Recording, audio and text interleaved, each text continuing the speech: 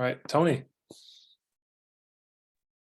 Yeah, hi there, Tad. This is my first time in one of your calls. I've been enjoying your content for years, and I've had to attend because your name has come up from three different sources of people who I know and respect who've said, Tony, you need to learn from this hippies for, marketing for hippies guy. So nice to digitally meet you. And I suppose my question is just off the top of your head, if I'm a small business owner, done a number of different things in my business, but the primary offer I have at the moment is as a one-on-one solution-focused coach. I gained a certification in that. I love doing it. I've got over 150 hours of one-on-one coaching experience, have been paid very well for it, though haven't been able to have other clients pay my premium fee. And I've been flirting with going, well, should I discount my rates to bring people in? Or should I hunker down, as one of my coaches told me, actually the better approach would be to double my rates, which makes me really nervous, right? Because I'm like, could people really afford that? Although of course some people can. So I suppose my question is around pricing a one-on-one service. If you're not getting the buy-in after offering a free experience for people, where would I go from here? So you've worked with a lot of people one-on-one in a free session. It's been really valuable. They've really liked it, but they haven't actually bought anything or signed up for anything. Yeah, a couple have, but not enough to make it like a sustainable model. So I'm following an approach that I learned from one of my mentors, that you deliver a phenomenal experience for people in a as a pro bono offer. And every single time I do that, I get very, very positive feedback. But when it comes to the, okay, so shall we work together further conversation, I'm not getting the sales typically that I need to continue. And so I'm feeling a little bit stuck, feeling competent, but frustrated that I'm not, I guess, actually onboarding new clients. What do you make of it? What do you think is the sticking point here for you? I think it's connected to an energetic shift that I'm going through right now about my own value. And I need to really step into recognizing that I do offer a lot of value, and take a look at the past, in terms of what I have actually earned, which is some of the best money I've ever earned in my life has been through coaching in the last couple of years, and recognize if I've already done that, there's no reason I should play smaller. But I'm not sure if I should aim for the same sort of rates or play bigger, as one of my coaches is challenging me to do. So who are you trying to reach? Primarily female entrepreneurs or business owners between the ages of 30 and 50 seems to be the main people who end up working with me.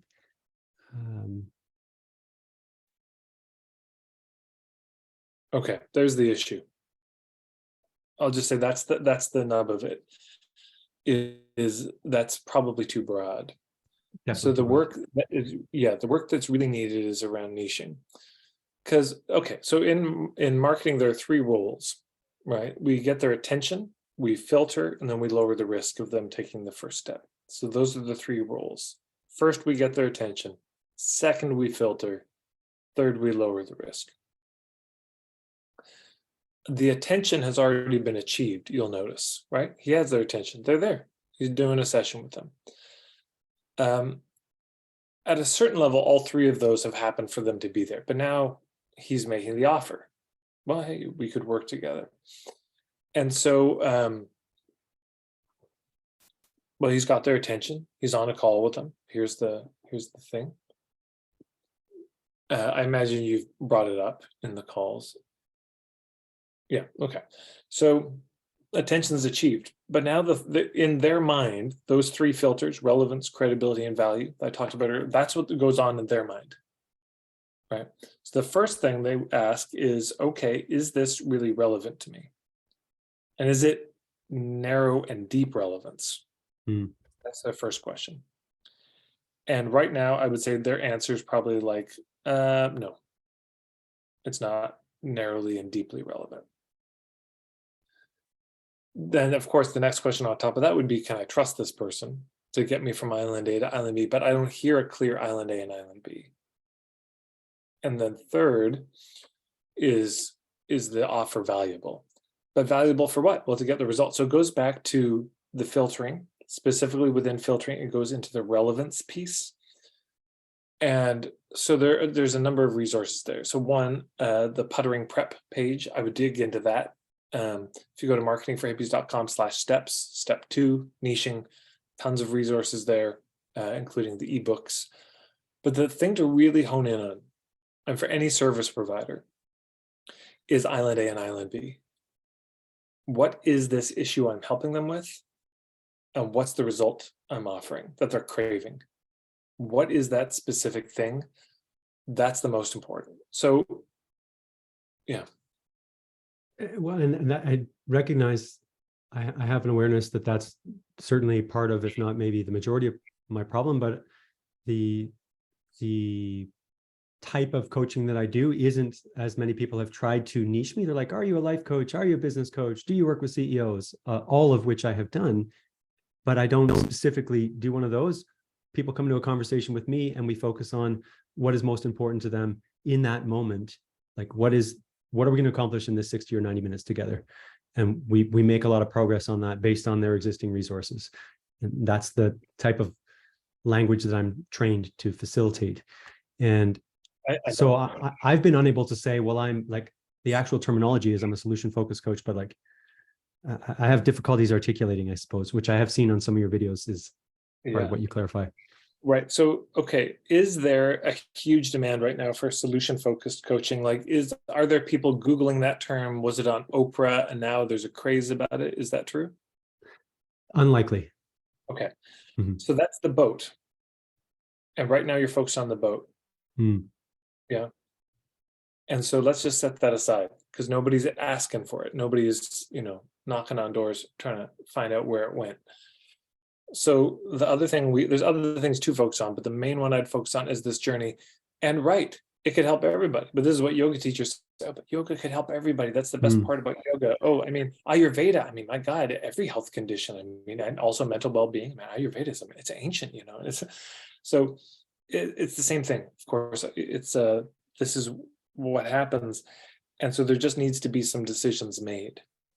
Or there don't need to be, but it's going to make your business easier if there's some focus on the who.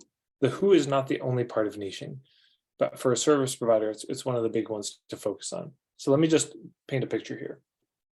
Because part of the challenge is, well, I help everybody with everything with this modality. That's how great the modality is.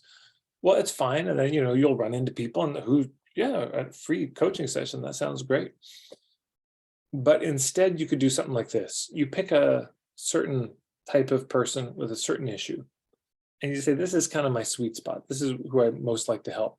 So it's not just I'm a health coach. It's not just I work with autoimmune conditions. I work with Hashimoto's. Yeah. You come to something like this. And then you do an intro workshop. So let's say it's I help permaculture people grow their businesses, or something like this. Well, then you do a workshop on that, and you get permaculture. So you have your people in the room, and then you say, look, I do more coaching. If you're interested in working with somebody like me, of course, I'd be thrilled, because you're my people. You're the kind of people I want to help. And I do offer a free coaching session where you can just get an experience. Here's my one request, since it's, an hour and a half of my time, and your time too, is if you're really clear you don't want to hire somebody like me, don't book it. This is really for people who are considering getting help. And and I know there might be other options, but you're wanting to check me out with a serious intent towards working with somebody. So if you really do want to help, I'm so happy to do it, and we can then see if it's a fit on both sides. But if not, just please don't, out of respect for my time. This is also marketing for me, is people get an experience and can see if it's a fit. But if you're curious, you really do want to grow your business as a permaculture person, and you really do want help, and you have some budget that you'd be willing to allocate to that, like, here's how much I charge, just so you know. But if you're already clear that's too much, or the timing is wrong, or it's not, that this session isn't for you. So you can filter up front. So the only people who book are people who are already thinking about it. And then that's already on the table during the call. And then you just kind of frame the call a bit. It's like, okay, so here's what's going to happen, a little bit of chit chat, and then we're going to focus on your issue. And then the last 10, 15 minutes, we're just going to talk about if it's a fit. And if not, I may know some other people I can refer you to who might be able to help you better. So there's no pressure. There's no hard close coming, but we'll just talk about it at the end. Mm-hmm. And then you just have a human conversation of like, so that's a taste of what it's like. I don't know. How does it feel? Does this feel like the kind of thing you'd want to? And there's, then there's a whole skill about how do you navigate that moment, which isn't my forte, but somebody like Greg Faxon can be helpful. But the other thing you can do is you can say, look, here's my presentation. This is my philosophy, my point of view. You could do an example of the solution focused coaching as a hot seat at the front of the room.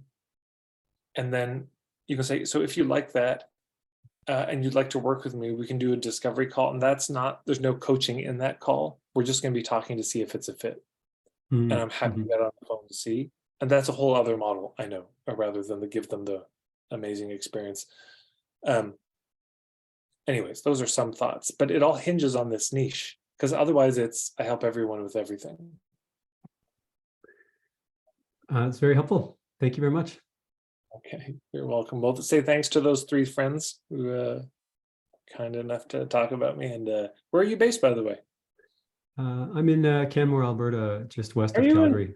Okay. Mm-hmm. Very sweet. Well, say hi to Nutters for me. I will go in and say that Tad says hi and Nutters later today.